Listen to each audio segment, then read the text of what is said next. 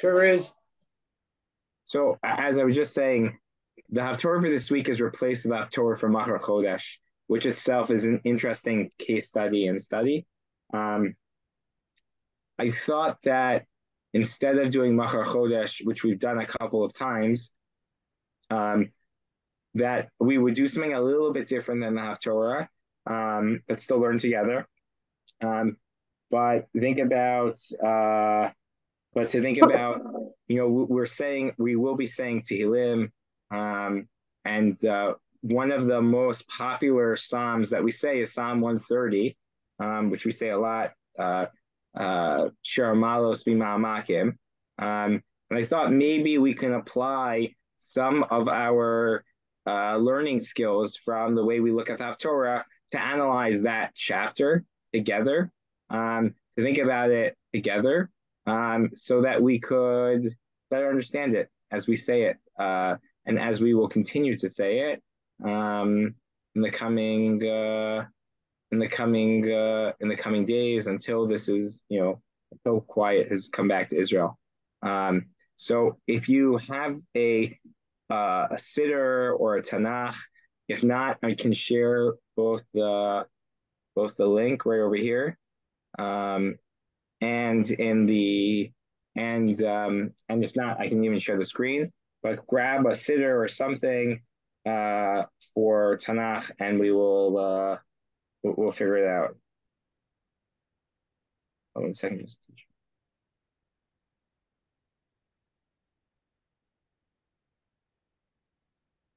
Um, so let's let's do that. Um, and Do you in know where it is in general, where it is in the art scroll? what are you looking at? The siddur. The sitter. So in the siddur, it's on page 82 in the siddur, I believe. It's right before Baruch Hu. It's in lots of places in the siddur. One of the reasons I Okay. think it's Got it. become well, part of what we'll look at today is this question of why it's become such a popular psalm. I think we say mitzvah goreret mitzvah, and then mitzvah leads to another mitzvah. I would say that popularity goreret popularity, and that the popularity of this psalm has pushed it to be more popular because it's in every siddur, not just in the back, but in the davening after mincha, before yishtabach, on Shabbat during the week. And therefore, we're familiar with it because we say it responsively at least 10 days a year, if not more. And so when we look for a psalm to capture a moment of pain, it's easier for us to use a psalm we're familiar with. And so that's why that's there. Let me sure before I go on, does everyone have the psalm who needs it? Awesome. Yeah, it is. So when we look at this Tehillim, this Psalm, we want to ask ourselves, I think, four questions. We want to ask ourselves, what do the words mean, right? Anytime we look at the Psalm, and that's true when we say the Haftorah. We want to ask ourselves about the structure, right? Just like the Haftorah, not just what does the word mean in the verse. What's the structure? What is the this case it's not a prophet, it's wisdom literature, but what is the author of this Tehillim telling us by constructing it this way? What's the message, right? They're not just stringing words together. This isn't, stream of consciousness. There's a theme, there's an idea, there are motifs that are being created. What are those? Number three, as we always talk about when it comes to the Haftorah, who's writing it? And not, is it Yirmiyahu? Is it David? Is it this? Is it that? But what's the context that they're writing it to? Who are the people they're writing it to? Who's the audience? What's the intended reception? What's going on around this to be able to understand better what's being written? And then the last thing I would say is that we should ask uniquely when it comes to Psalms, but similar to what we say by Haftorah, is why do we say it when we say it, right? We know that with Haftorah, right? Why are we saying Haftorah this week? Either connects to the Parsha or it's connected to the calendar cycle. There's a sensitivity, there's a message, this and that. We're trying to figure out what that is. But why do we say Psalm 130 when we say it. And when do we say it? When do we say this Mizmor of Tehillim, this psalm?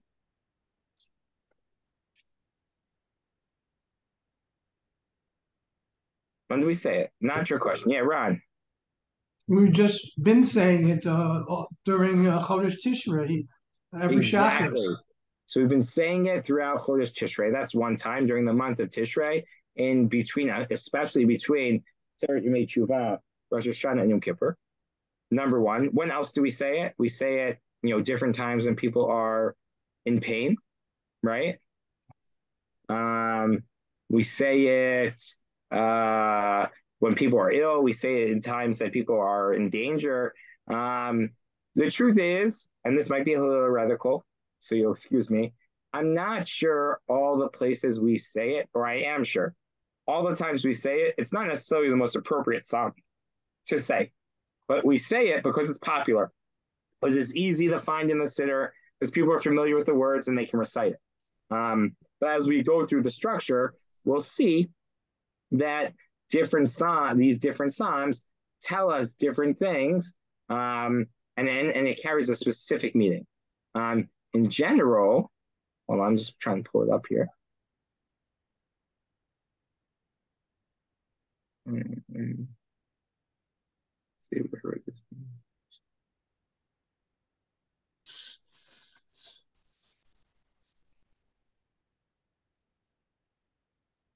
Let's see if Safaria has. We say it at the end of Sukkot V'Zimra during the week, during Aseret Yemei Tshuva. The truth is, there's actually a very interesting debate whether one's allowed to say it at that time or not. After all, there are certain times when you're allowed to speak and when you're not. But the custom that's developed to say it after Yishtabach before Kaddish actually is a very meaningful custom. In that moment between Yishtabach and Kaddish is a moment where you're really not supposed to speak, but was a moment that was set aside for people to quote unquote hijack the minyan in case of extreme needs. So for example, if you had a woman who needed support with getting a get or something like that in Europe, so they would come to shul and they would interrupt the shul at that point. And they basically, the minyan hostage, it was an appropriate point to sort of bring up communal matters in a communal setting. And what's fascinating is that we model that behavior during Aseret Yemei Tshuva. We sort of hijack God. Before we can go on with Baruch Hu, we need to put in this prayer, this request to God. Otherwise, we won't be able to go on. But and that's perhaps what we model, or not. There are different customs. There's some people who move it before Yishtabach, before even before Azashir. There are different customs when it comes to what we say over here. Just trying to find Mesechet Sfarim on Safaria, which does not look like it is here. So I will leave it. Mesechet Sfarim, which is an old Talmudic Masechta tractate that's really, let's say, not as early as the Talmud. Let's say it's like 8th century, 9th century. It is one of the early locations for many of the customs that we have in the shul, right? So one of the first places where we learn about Hagba and Galila and some of the other things, the Shir Shayoms that we say and various other things. So in it, they actually say that the Shir Shayom that was said in the temple for Yom Kippur was this psalm, was 130. And we'll see why that's so appropriate. So let's look at the psalm together. So we look at the psalm, and I will tell you wherever you're looking at, the psalm is not written correctly. And I'm saying there's a typo, but it's important to recognize that the psalm is not a paragraph. It's a poem and should be written as such. And the most ways that it's printed sort of just straight lines. And we'll realize that each of these lines are really two couplets of a pair of a line. We start, where does the psalm start? Where's the meat, the content of the psalm start? So the first word, Shir Hamalot, right? But that doesn't really tell us anything. That's a koteret. That's a title. When we say, oh, we're going to say Shir Hamalot now, if you said that in the time of Chazal, they would look at you funny. They would say, there are 15 Psalms that say Shir Hamalot. They never refer to this as that. They will refer to it as Mima'amakim, or they'll refer to it as something else. Throughout the Talmud and throughout the rabbinic literature, we never refer to Psalms with their titles, their superscriptions. So many of the Psalms have superscriptions. There are 150 Psalms. Over 100 of them have a title. So much so that the Gemara's expression for a Psalm that doesn't have a title is called a Mizmor Yisoma or Diyasma, right? It's an orphan one. It doesn't have a title. And these titles, they're hard to we try to understand what they are. It's not exactly clear always what they mean. Some of them are to different groups that say them. Some of them are attributions to the one who wrote them. Some of them may be about who performed or composed them. For example, Lam Natseach is to the conductor. So that would seem to be that it's some sort of conducting note. We say Lam Natseach ala Shmini, right? On the 8th. What does that mean on the 8th? We say on the 8th day of the week? Or what's the 8th day of the week? What's the 8th? So many people want to explain that it happens to do with a musical instrument, either that there were eight flutes that said with it, or there was an 8-stringed, I don't even know what the right word is, 8-stringed instrument that was that was used for that, maybe some sort of harp or something like that, maybe like an early guitar. There are different notes with that. Even there's a famous one, Lam Natseach, Ayala Shachar, right? So some even want to say Ayala Shachar was a popular song that people knew. And so it was Lam Natseach to the conductor, say this psalm to the tune of Ayala Shachar that everyone knows. It's like saying, say Adon Olam to the tune of, whatever. Do, I don't know, Sor Michelot to the tune of the Beach Boys, right? Like some sort of note like that. The important thing to think about when we look at these titles is, does it tell us about everything that's in the group? And that therefore that's the same? And how is that different than all of the Psalms that aren't as that group? Right? So you sort of have to find something that's unique about what's included and what's not. When it comes to the Shir Hamalot, that's a little bit hard to understand what that is. What do we think the Shir Hamalot? What do we always learn? Why is it called Shir Hamalot? Cindy, you're muted. Chuck, you're muted. You got to unmute to tell me. Anyone? My view has always been that it should be uplifting. It should be uplifting, meaning it should be. Does that mean it should be sung in an uplifting way? No, the content. And is that different than any of the other 135 Psalms? Those shouldn't be uplifting? You have a pretty pessimistic view of Psukei V'Zimra. Meaning, any of these titles, we have to ask ourselves, well, why isn't other ones included? I thought someone was going to tell me about the steps of the temple, right? There are 15 steps, right? The Gemara tells us there are 15 steps, and that this is what it's for. The only challenge with that is the 15 steps come after the Psalms, meaning the 15 steps are built by Herod after we already have 15 Shir Hamalot. So it's like saying, we're going to have 15 steps to commemorate the 15 Shir Hamalot, and that's why we have 15 Shir Hamalot. It's sort of circular. So there are all different answers given. I'll give you a few. The Ibn Ezra suggests it has to do with the pitch in which you say the psalm, right? It should be said at like a higher pitch. Shir Hamalot, sing this at a higher, at a higher register. What is it? The alto is higher, and then below is whatever. A baritone, I don't know all of those pieces, whatever you sing at baritone, tenor, alto, soprano. Right. So whatever the highest one is, sing it at the highest one.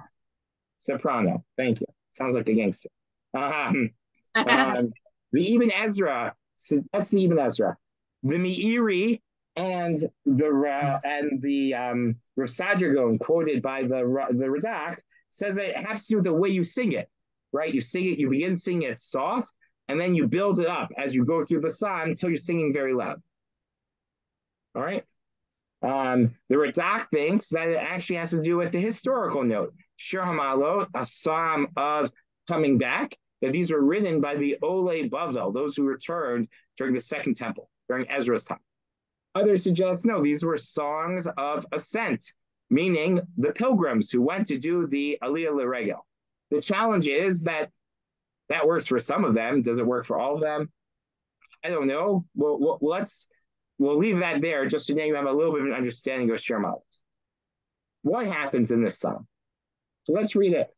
Shir Ma'alos, that's the title. Mima'amakim Karaticha Hashem.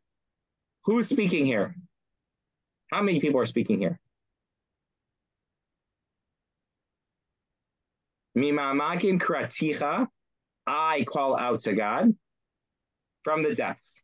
Or I called out to God out of the depths. Right? This is a person turning to God and saying, I called out to you, God, from the depths. Hashem Shim'a B'Koli. God, listen to my voice. Meaning, I called out from the depths. What did I say? Right? What did I say? God, listen to my voice. Tiana aznecha kashuvot lekol tachnunai. Have your ears attentive to the voice, the voice of my plea. So first of all, we see again the couplet, right? Beautiful parallelism. God, listen to my voice. Be attentive. Have your ears be attentive to the voice of my plea. Right?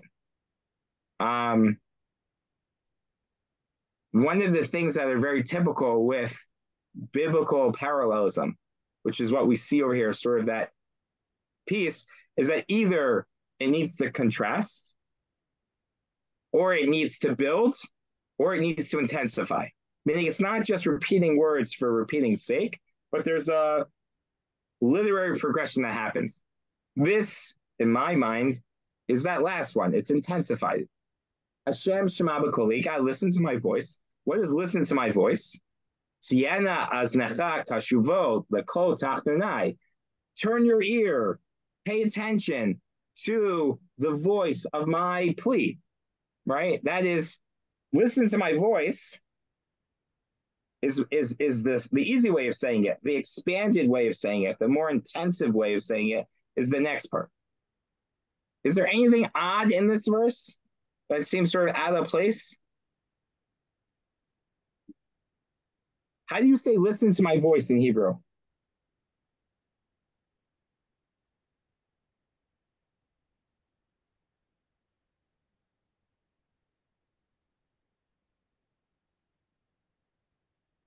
How do you say listen to my voice in Hebrew? Shema Koli. Shema Koli. Shema Koli, listen to my voice. What does Shema B'Koli mean? Right, that's not what it says over here. And the same thing also. Hakshifa, right, what you listen to? Kol Tachnunai. Not, what is, listen to, it should be Tachnunai. Listen to my pleas. Listen to the voice of my pleas. Right? It should be listen to my pleas. Listen to my request. Don't listen to the tone of my request.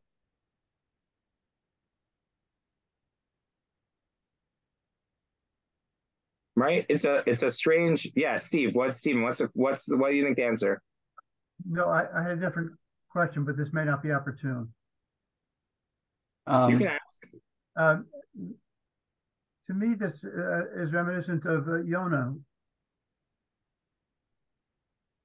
It is definitely reminiscent of Yonah. You mean from in the stomach? So there's an interesting debate among the commentaries. I feel one way, and therefore your answer is totally right, but it's a debate. When Yonah prays in the belly of the stomach, the language he uses there, is that generic prayer that exists that Yonah is using, or is that a special prayer Yonah is composing in that moment? And we'll see over here, if this guy or a woman, this person who's saying, Shema, Mimamakim Kraticha Hashem, from the depths, past tense, I called out to you, God, right? What did I say? Shema Hashem Shema Bekoli Tian Nazak Kashuvot Lekol Tachtonai Im Avonot Tishmor Ya Mi Amod Ki Imcha Slicha Leman Tivarei Kivisi Hashem Kivsav Nafshi V'Lidvaro Ochoti Nafshila Hashem Ishomrim Laboker Shomrim Laboker. What is this, a standard generic prayer, or is this something else? I'm going to say in line with, I think, definitely from Yonah, it's standard, right? It's not specific enough to his situation for it to make sense that he wrote it like that. I'm a much bigger believer that this was sort of, there were bits of prayers that people had that they said that was standardized for different moments. And that could be the case here as well. I'm not sure if that's the connection you're throwing, but if that's the case, and we see that here as well, that will help answer my next question. This point, what does this mean? Shema bikoli, lekol tachtonai, to the voice of my prayer. I was going to say that seems to be consistent with, effectively from the depths I called. In other words, the depths might sound somewhat different, more desperate, more pleading. And it's not just hear my prayer, but listen to the voice, listen to how it's being said, perhaps. I think that's exactly the answer. I think this person is being weighed down, is feeling in the moment when they're praying this deep weight on them. The depths are closing on them, and they're saying, "Be attentive to the voice of my supplication, to the voice of my pleas. Listen inside of me, right? Listen beyond what I'm asking. Listen to the voice. Listen to the situation, right?" And for me, I find it so resonant right now, right? I don't know what I'm praying for. It's so. I mean, I know what I'm praying for, but it's so removed. It feels so daunting. The path ahead. There's so many challenges that are filling us up. But just like Yonah, Avafuni, all the waters have covered in and closed me all the way to home, to the depths of the ocean. I feel overwhelmed. Listen not to my plea. Don't necessarily listen to what I'm actually asking for, God. Listen inside my plea. Listen to me. Listen to the depths. Listen to the pain. Hear the tone of the voice. Hear the issue.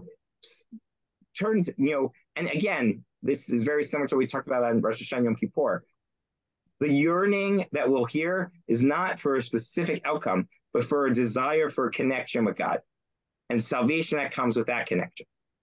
Let's go on to the next line. Im avonot tishmor ya Hashem yamod.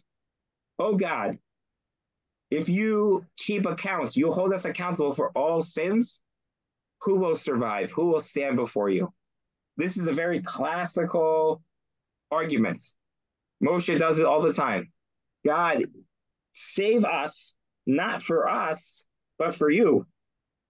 Right? If no one can stand before you, God, next line, verse number 4, Ki imcha haslicha leman tivarei.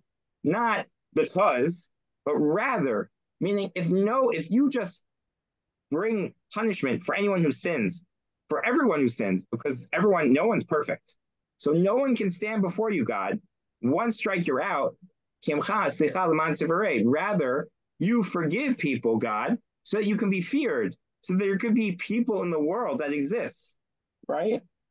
That there's a save us, not for our sake, but for God's sake, so that you can be feared. If anyone messes up is automatically done, there's no one left, right? It's this, we are appealing to God, and anything we appeal to God, tefillah is in its essence reflective. That's why it's called hitbalel. It's reflexive now. We turn to ourselves. The point of these prayers is not the outcome, but the relationship with God. What is the depths we're talking about then in this prayer? especially on the back of this is a Yom Kippur prayer? Sin. Forgiveness for sin. Sin. An overwhelming, an overwhelmed feeling of the depths of sin, the disconnect from the Almighty, the challenges that develop. God, hear my prayer. Don't hear my prayer. Hear the anguish in my voice. Turn your ears to obey the longing that is beneath the supplications that I'm saying. God, if you hold everyone accountable for the sins that bury me, no one will stand before you. Slicha, forgiveness is with you, God, so that you can be feared. Then he continues.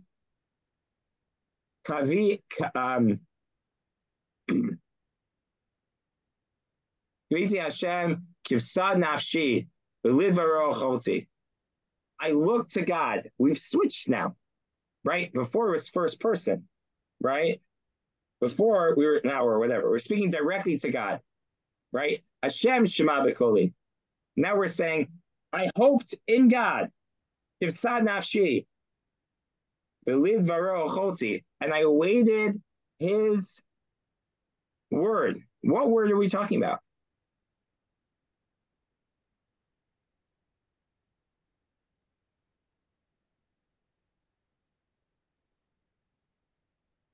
What word were we talking about?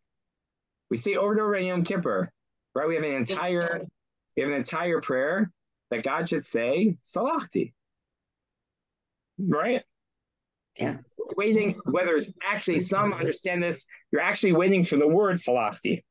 For God to say the word Salachti, that comes as part of the culmination of the Yom Kippur service. Other people understand, no, it's about the theme of Salachti. I'm waiting to hear from God that we have renewed that connection. Now here's the best part. Next line. Nafshila Adonai mishomrim laboker shomrim laboker. My soul is to God. What's this shomrim laboker shomrim laboker? We could translate that. That could be a couple of things. What's a shomrim laboker? What's a shomer? An observer, a guard. A guard, a watchman. Laboker, to the morning, for the morning. Shomer laboker, a watchman for the morning. What does that mean? Why do we say it twice?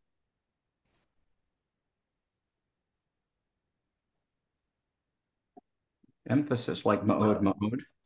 Emphasis. I was hoping someone would say that. I would say if you stop 90% of the people in the street, that's what they'll tell you. Emphasis. Emphasis for what?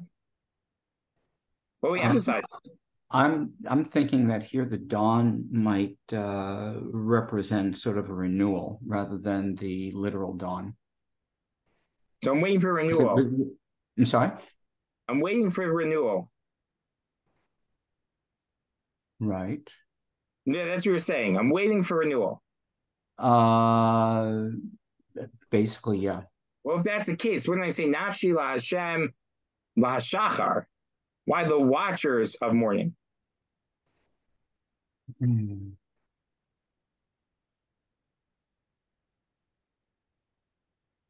You've got me in a trap. I'm not sure. I do. I was hoping you would say that it's, we repeat it for intensification. Okay, what are we intensifying? So I'd like to suggest something different. Nafshi la Hashem, my soul yearns for God, is eager to hear from God, right? What's happened so far? This person, and we'll see in the end, this person is actually redeemed already, right? I imagine this person in the temple, approaching, let's say, like the pilgrim, coming, saying, Mimama kim kriticha Hashem. Listen, God, when I was in the depths, I called to you. What did I say? Hashem shema b'koli. Listen to my voice, God. I want that renewed connection. I want you to forgive me.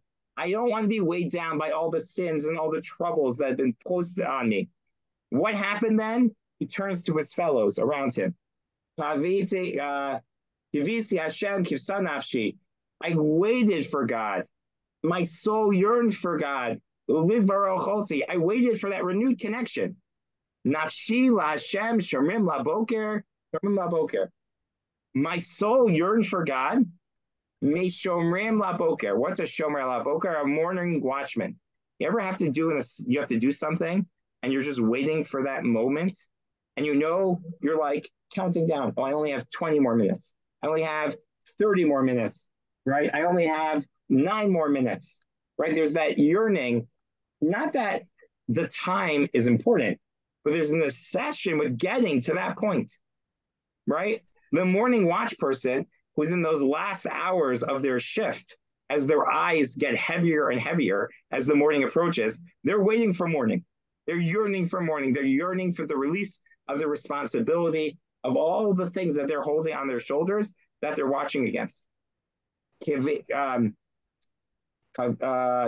Hashem, my soul yearned for God, me shomrim la boker, more than the watchers of morning, as a noun, shomrim la boker, watch for morning, right? In my translation, I yearn for God more than the watchers of the morning, the watchmen of the morning. It's not the watchman of the morning twice. It's I yearn for God more than the watchmen of the morning watch for morning. Noun, verb. I yearn for God more than the watchman, more than noun, watchman of the morning, shomrim la boker, watch, verb, for morning. It's an expression of the yearning that this person had for God, for that renewed connection. And then he ascribes to everyone, Yachel Yisrael al Hashem, and he was freed. Meaning the whole point is he's in the temple. It happened. He reconnected. Yachel Yisrael al Hashem. Then he proclaims to everyone, all of Jews, Yachel. What does Yachel mean? Can. What? Can. Can. Is able. No, that's with a chaf. Oh. I was never good at spelling. That's okay. There's some funny jokes about grammar and Divrei Torah. One day we'll share. Yachel means to yearn. To yearn. Yachel is the imperative. Yearn for God, Jews. Learn from my experience. Learn from the story I had. Al Hashem, to God.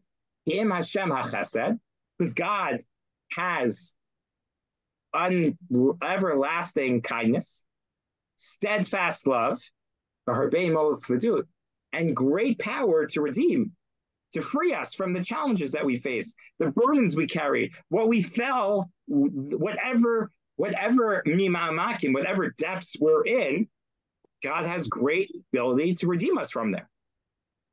Right? Almost imagine, like, I'm a very visual thinker, right? A person in the depths. God has lots of power to redeem. God has a really long rope, can lift us out from the deepest depths. And God will redeem the Jewish people from all of their sins. Not just yearn for God and you'll be freed, but now, not the imperative, but the resumption. It will happen. God will free us. Meaning we end on this positive note. There are some commentaries who suggest even, or maybe at least contemporary commentaries, who imagine that this psalm was said, in a choir. One person said all of this part, and then the 8th part was the chorus, right? It was this imaginary story being told by the soloist. Yachel Yisrael al Hashem, the culmination, everyone should yearn for God, because God has endless mercy, total chesed, kindness, and lots of rope to redeem us. And then the chorus comes, and God will redeem us. God will redeem all of Israel, right? Beautiful choreography of a psalm.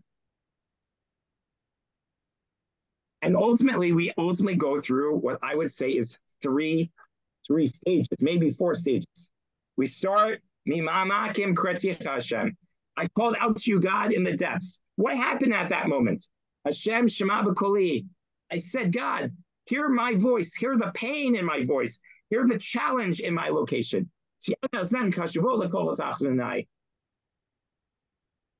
God, listen to the pain I have. Im abonot tishmor, yeah, couplet side number 1. If you keep everyone's sins and you don't forgive them, Hashem yamod, consequence. Who will stand for you? Beautiful parallelism. Part A, part B, right? It's growing. If A, then B, right? Ki emcha slicha, part A, for God, you have the chance to forgive, leman tivarei, in order for you to be feared. Meaning, do this for you, not for me. Next part. He's telling everyone around him, Kivisi Hashem, Kivsa Nafshi.